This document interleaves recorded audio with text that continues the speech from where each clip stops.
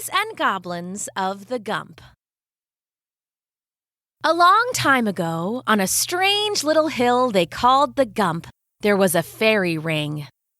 It was made of mushrooms and strangely colored flowers, and it made a perfect circle around the top of the hill. Many people, out for walks by the light of the moon, had seen fairies dancing there. And if they weren't kind and didn't disturb the party, they would find gifts the next morning. The gifts were always small but valuable. A golden ring, a rough-cut gem, a bracelet of silver leaves. In a nearby village, there was a greedy old man named Kraff. He listened to his nicer neighbors telling stories of the fairy ring and the gifts they'd received. Of course, being greedy, he ignored all the parts about being kind and not disturbing the fairies, and only heard the parts about gold.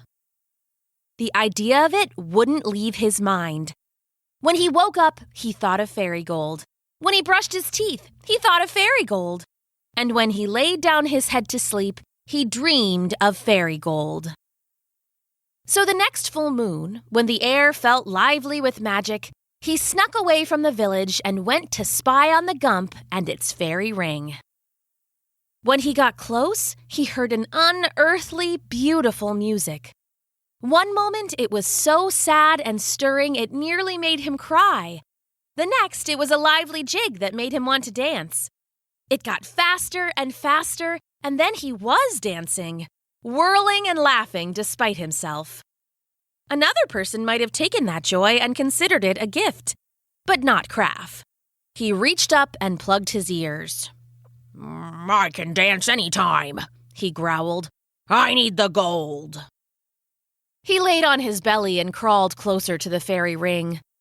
He wanted to see the creatures for himself, and, if he was being truthful, he wanted to rob them blind. The music carried on, but he was able to get used to it and slowly unplug his ears. Part of him still wanted to dance, but the greedy part of his heart was stronger than the joyful part, unfortunately for him. It must have been an hour later, the moon a shining coin in the sky, when there came a hollow crashing sound. "What in the world?" he said to himself. Then he saw that a door in the side of GUMP Hill had opened. From the door came a dazzling display of colored lights. There was strobing pink and glowing green and radiant red and on, up and down the rainbow. Every blade of grass seemed bright as a lantern, and every bush was like a sky full of stars. Out of the door marched a band of tiny figures, each one no higher than his ankle. They were strange little goblins, all armed with tiny spears and swords and many with tweezers. Their faces were lumpy and ugly, and they screeched at each other with joy. They were followed by fairies, equally small, and all carrying the beautiful instruments that Kraff had heard earlier. Finally, a group of fairy soldiers came out, carrying waving banners and tweezers of their own. "Soldiers," Kraff whispered to himself. "They'll try to protect their treasure, but no matter. I can crush them under my boot if I have to." All the soldiers and musicians took their places, but the parade wasn't finished yet. Another crowd of fairies emerged, and Kraff's eyes went wide with wonder. The little creatures each carried something precious in their arms. Some had bowls and pitchers of silver and gold. Others had drinking goblets carved from diamonds and rubies and emeralds and other gems Kraff couldn't even name. Behind them came servants with platters of precious metals heaped with food. "Oh, Lord, but that smells good," Kraff whispered to himself. The platters were stacked with steaming meats, tiny steaks and chops of the finest quality he had ever seen. Others had pastries dripping with frosting and fruits so bright they seemed to glow. Other servants rushed past to the top of GUMP Hill to set up tables of carved mahogany and chairs done in red velvet. The tables were set with the food, and soon, in the center of the fairy ring, there was a full feast set out, as rich as any king had ever seen. All the fairies and goblins gathered together and took their seats. Only a group of musicians stood to the side, playing a lively little tune while the others started to fill their plates. As they ladled and sliced and scooped, they joined together to sing. Their voices were as sweet as the tinkle of bells and the rustle of leaves in the wind. Even the goblins in their little baritones added to the beauty.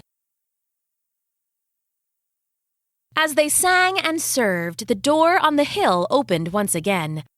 A group of fairies dressed in regal armor marched out, holding aloft 2 thrones on golden poles. On the thrones, shining with beauty and dripping with jewels, came the king and queen of Fairyland. They waved at their subjects as they sang, and the fairies and goblins burst into applause. 2 spots were prepared at the head of the giant table. Giant for fairies, but certainly no longer than your dinner table at home. The king and queen's thrones were placed down, and as the musicians played, they all began to eat. "Ooh, now's my chance," Kraft said to himself, stretching his old bones. "If I can keep up while they're eating, I can grab the whole table. With all that gold, all those gems, I'll be set for life." He smiled in the moonlight, imagining himself with a pile of all that gold in a mansion. He'd have maids to clean and cooks to cook his meals, and even a driver for his car. He would be richer than anyone, and they'd all have to cry when they saw how much better he was.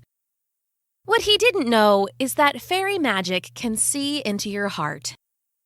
Even though they pretended not to see him, they knew he was there, and they knew what he was planning. When humans, like most in the village, left them to sing and dance and feast, they rewarded them by leaving a bit of treasure behind. But when they came to crush and steal, well, they had a different way of handling that. Kraft stood and snuck up towards the table.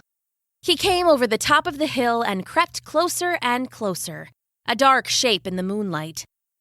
He got behind the king and queen and took off his big farming hat. He was planning on slamming it down over the royalty and capturing them. Once he had the king and queen, he would be free to take all the rest. "Ha!" he shouted, lunging forward and swinging down his hat. He nearly had it over the royal fairies, but suddenly it was knocked out of his hand and tumbled away in the wind. "What in the world?" he said, and then something came buzzing by his ears, like arrows just barely missing him. He ducked and saw it was flying fairies, buzzing by him. He tried to swat at them and felt his arms come up short. "Huh?" he said, and looked down to see all the goblins gathered around his feet. They had lassoed him with near invisible strands of spider silk and were pulling it tight. "Let me go!" he roared, thrashing his arms. He sent a dozen goblins flying into the air, but 100 others took their place, pulling down on the silk ropes. Grunting, old Kraft was hauled down to his knees in the middle of the fairy circle. "Greedy man," said a goblin into his ear. "Come to squash and steal!" "Let me go!" Kraft roared again, this time struggling to his feet. He felt the silken ropes break, and for a moment he was free. He turned to look back toward the village, but he had come too far. He couldn't bear leaving without some of the gold he had dreamt of. He turned back towards the royal table and lunged for the queen. "If I can get her," he thought, "they'll do whatever I want." His hand got closer, old and gnarled and grasping. "He's going for the queen!" cried a member of the royal guard. "Get him! No quarter!" "Charge!" came 100 tiny voices. At once, Kraft felt himself being tripped by spider silk and poked by tiny swords and pinched mercilessly with tweezers. He tried another step and tripped over the silken ropes, crashing to his knees. The guards jabbed at his stomach now, and the goblins swarmed up over him. The old man fell face down onto Gump Hill and felt the spider silk wind over and around him. In moments, he was tied tightly, and the threads were staked to the ground with iron penny nails. "Help!" he shouted. "I'm being attacked by goblins! I'm being attacked by the fairies! Help me!" As he yelled, a laughing goblin lassoed his tongue with spider silk. Suddenly, Kraft couldn't speak. He could only hum out, "Help! The goblins laughed as the fairies calmly packed away their finery and went back into the door in Gump Hill. As he watched, the little miscreants poked him with little swords and pinched him with tweezers and laughed and chanted at his expense. Big clumsy giant tried to steal. Old greedy man, he messed with our meal. We'll be gone before the sun. Away, away, it's time to run!" The sun was indeed coming over the horizon. The goblins all scattered and disappeared back into the door on the hill.